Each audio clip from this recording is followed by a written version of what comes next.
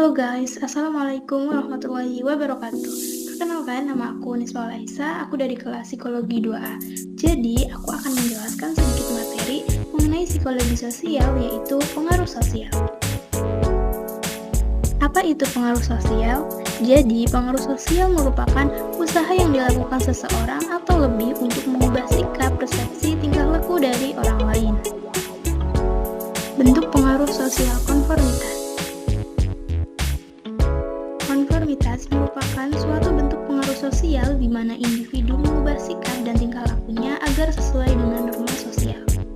Konformitas juga dapat diartikan sebagai keinginan seseorang untuk menyamakan sikap, keyakinan, dan perilakunya dengan orang-orang di sekitarnya, atau lebih simpelnya lagi bisa juga disebut sebagai suatu perilaku ikut-ikutan.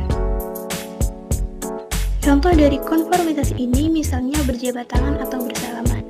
Berjabat tangan atau bersalaman merupakan tradisi penyambutan singkat yang menyebar di seluruh dunia di mana dua orang memegang tangan satu sama lain.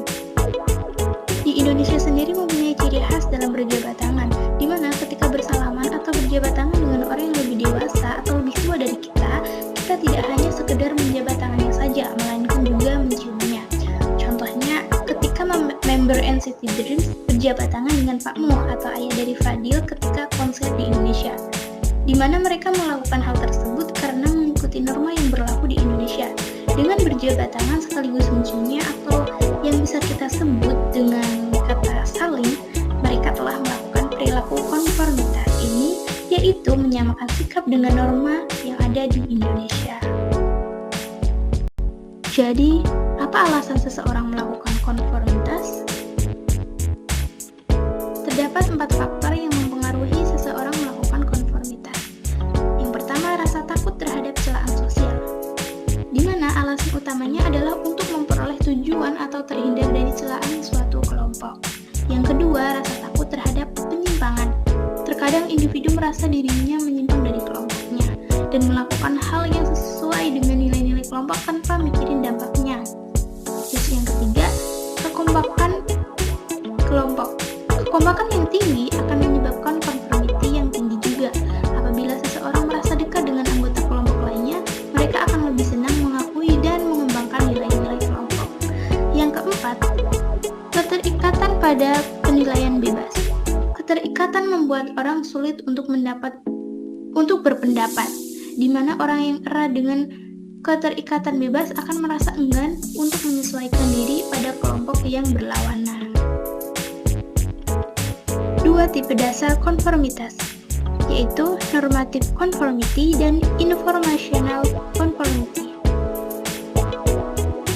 Normative conformity merupakan kondisi saat seseorang mengalah pada tekanan kelompok karena ingin menyesuaikan diri dengan kelompoknya.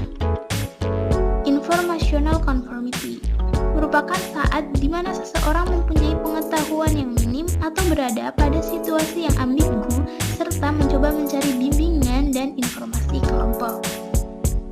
Dampak konformitas. Konformitas muncul ketika individu mengikuti perilaku, persepsi, maupun opini orang lain dikarenakan oleh tekanan orang lain, baik yang nyata maupun yang dibayangkan. Hasil dari proses konformitas bisa positif, bisa juga negatif. Adapun dampak positifnya yaitu memudahkan seseorang dalam menyesuaikan diri dengan kelompoknya, dan dampak negatifnya yaitu menyebabkan seseorang kehilangan identitas dan harga diri. Konformiti merupakan tingkah laku sosial yang umum terjadi, mungkin di antara kita baik sadar maupun tidak sadar, sering melakukannya ketika berada di dalam suatu kelompok. Mungkin itu penjelasan singkat mengenai pengaruh sosial dari saya. Semoga materinya dapat diterima dengan baik.